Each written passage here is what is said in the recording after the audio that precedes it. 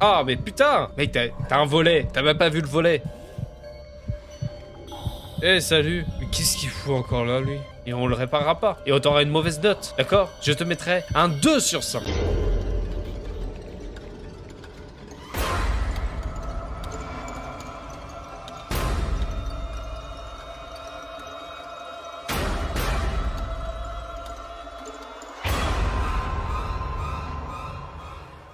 Après avoir verrouillé la porte, on a débattu sur ce qu'on allait faire. On s'est mis d'accord sur le fait qu'il y avait un truc qui cloche chez Rick dès le début. On aurait dit qu'il aimait trouver des excuses pour se pointer sans prévenir. Au final, on a décidé que Rick était bizarre, mais sans doute inoffensif. On a attribué son comportement à un manque extrême de conscience sociale. Écoute, on a déjà fait tout le trajet en voiture, profitons juste, a dit Mike. Mais à ce moment-là, j'étais vraiment épuisé. J'ai décidé de me reposer un peu. 11h39. Je pouvais pas retourner dormir avec les coups sur ma porte. Harp, t'es encore réveillé? Dur de dormir quand quelqu'un frappe à la porte. Si ça t'ennuie si j'entre? J'aimerais parler de quelque chose. Il va me dévoiler ses sentiments? La tempête commence vraiment à s'intensifier. J'arrive à peine à voir la camionnette dans la vallée. Elle ira bien. Sydney, t'inquiète pas. Je suis là pour te protéger. Et pas de problème, les mecs sont censés protéger les gens qu'ils aiment, non? Quelle journée, hein? C'est pas exactement comme ça que je voyais notre escapade, Sydney. Tu crois ce mec? Il se balade tranquille autour de la maison comme si c'était le maître des lieux. Je me suis dit que tu aurais peur toute seule. Pourquoi ne pas venir t'asseoir à côté de moi, Sydney? Tu poses pas ta main sur mon genou. Harp, tu sais, ça m'avait manqué. Juste nous, qui parlent.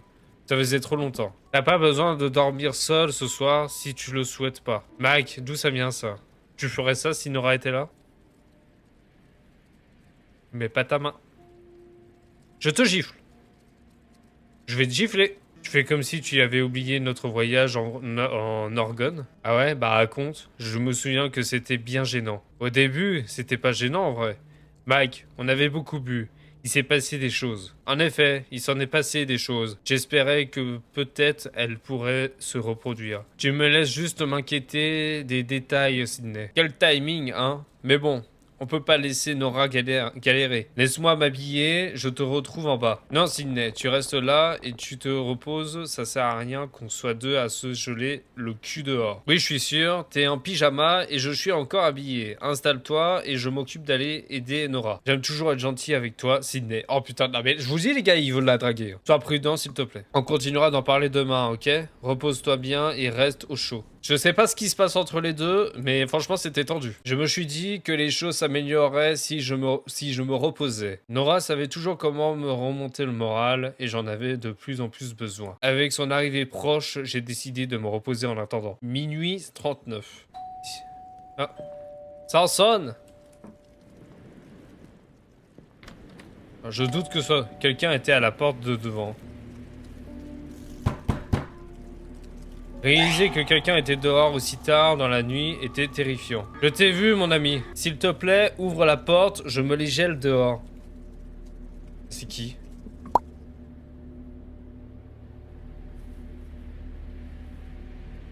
J'ai bugué là? Bon les amis, du coup j'ai relancé le jeu puisque ça avait bugué visiblement. Réaliser que quelqu'un était dehors aussi tard de la nuit était effrayant. Je sais pas si j'ai envie d'ouvrir. Écoute mon ami, je sais que c'est pas ouf de frapper à la porte en plein milieu de la nuit, mais je suis un peu dans la merde. Je comptais sur des amis pour me laisser monter, mais ils sont en arrière et seront pas là pour encore 2 bonnes heures. Le temps dehors est vraiment pourri et Eh bien, j'espérais que tu serais une amie et que tu me laisserais rentrer pour me réchauffer. Juste jusqu'à ce que mes amis arrivent. C'est bizarre, il m'appelle mon ami, un peu comme l'autre dans la pizzeria. Ah, tu vois, c'est bizarre. Allez quoi, mon ami, si tu étais coincé dans ce blizzard, je t'offrirai un endroit chaud pour attendre que ça se passe. Tu te fous de ma putain de gueule. Ouais, c'est ça les gars, je vous dis c'est le gars. Vous allez me laisser geler dehors? J'aurais dû me douter que t'étais toujours autant une salope que tout à l'heure au truc de pizza. Je vous l'ai dit. Il me parlait exactement de la même manière. Tu crois que je vous ai pas vu, toi et ton petit copain, pêcher à la crique plutôt? Je me suis dit que vous me donneriez une chance cette fois. mais on dirait que t'es toujours pas sympa. S'il te plaît, pars ou j'appelle les flics. Le problème, il va dire, il y a pas de flics. Il y a pas de flics ici. Putain, je le savais. Parlant de ça, je vois pas la camionnette de ton pote non plus. J'appelle le 911. Viens.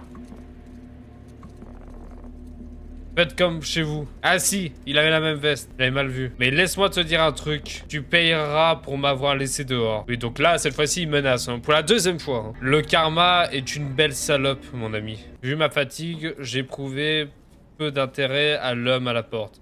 J'arrivais pas à garder les yeux ouverts, il fallait que je dorme. Non, honnêtement, moi, ce genre de situation, ça me réveille directement, hein, je vous le dis. J'arrivais pas à garder les yeux ouverts, il fallait que je dorme. Monte. Pas ce bordel. Lève-toi!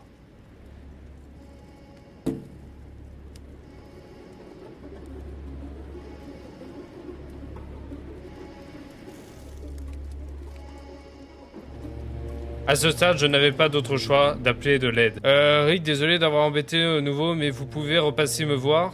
Nous voir? Il y a quelqu'un qu'on a rencontré sur la route. Il cognait à la porte et a commencé à me menacer. J'ai assez peur et je crois l'entendre se déplacer autour de la maison. Pourriez-vous venir me voir, vu que vous habitez si proche? N'empêche, le gars, juste parce que je l'ai pas conduit, ça y est, il pète un câble. Ça serait trop beau que ce soit lui. Ah si, c'est lui. Ouvrez la porte, mademoiselle, c'est moi. C'est quoi ce bazar ici? Vous avez vu quelqu'un dehors? Je crois bien avoir vu un truc. Je crois que j'ai fait une connerie. Ça aurait autant pu être quelqu'un que personne du tout. Expliquez la situation. Ouais, je suis venu aussi vite que j'ai pu. À votre place, je ne m'inquiéterai plus à son propos. D'ailleurs, où est votre ami? Le gars qui était avec vous plus tôt. Il devrait plus tarder. Donc tu es toute seule ici actuellement, hein? Ouais, mais mes amis devraient arriver d'ici peu.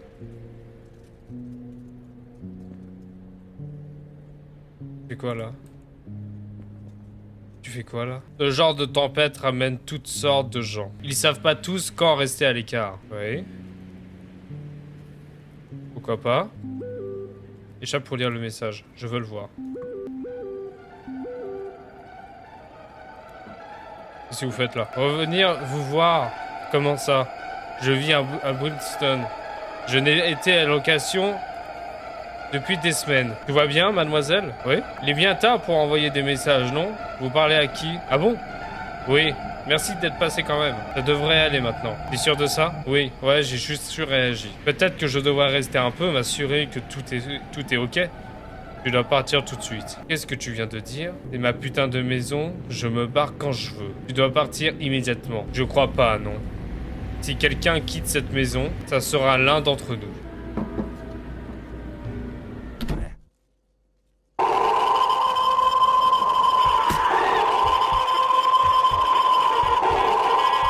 J'ai pas tout compris. Hop là, les amis, j'ai repris encore une fois avec Rick et cette fois-ci, ce qu'on va faire, c'est quand il va courir, on va aller se cacher dans la cave. Et là, on va le confronter directement. Ok, vous êtes prêts?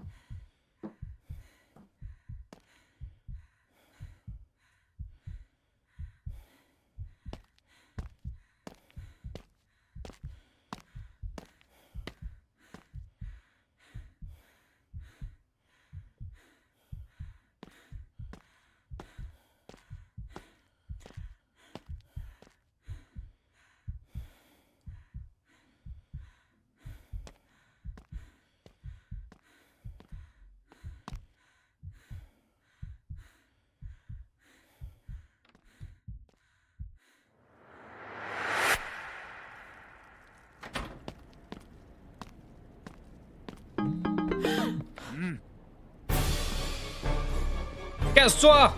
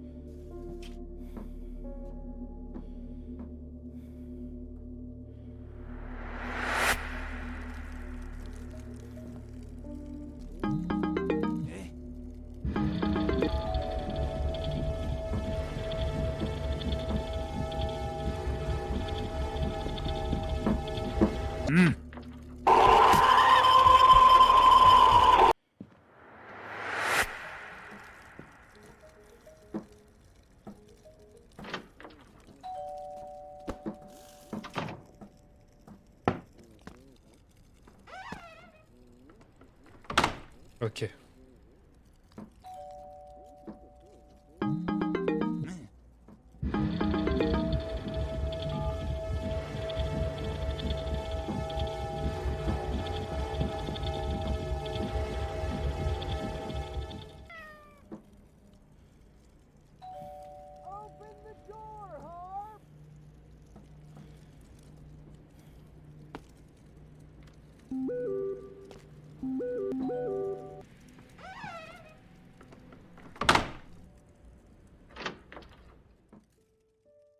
Il a vraiment...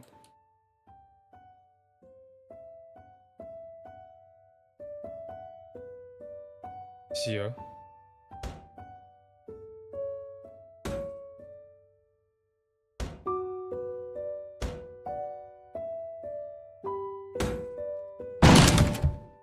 Putain.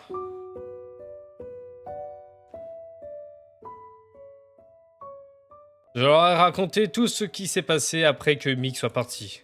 Rick avait appelé les flics. La tempête s'était calmée entre-temps à leur arrivée. Et bien sûr, l'homme était introuvable. Toute la nuit se rejouait encore et encore dans ma tête. On pense que les gars qu'on a vus vivaient en secret dans la cabine quand elles étaient inoccupés. Ceux qu'ils comptaient nous cambrioler pendant notre séjour. Mais les flics semblaient croire que ce gars comptait faire plus que juste nous cambrioler. Rick m'a demandé à quoi ressemblait l'homme et après ça, il n'a plus posé de questions. On pense qu'il en savait plus que ce qu'il nous laissait croire. Mais au final, il nous a remboursé intégralement. Bon les amis, on va s'en arrêter là. C'est la fin de Fears to Fatum pour ce 5e épisode. J'espère que cette vidéo vous a plu et que cela vous a fait réfléchir à savoir qu'il faut se méfier de tous ceux qu'on peut croiser dans un Airbnb. Et aussi, pensez-y à prendre une arme, hein, comme ça moi vous êtes sûr de pouvoir vous défendre. Sur ce les amis, j'espère que cette vidéo vous a plu. Si c'est le cas, n'hésitez pas à me le dire dans les commentaires, à mettre un j'aime et à la partager à vos amis ou à votre famille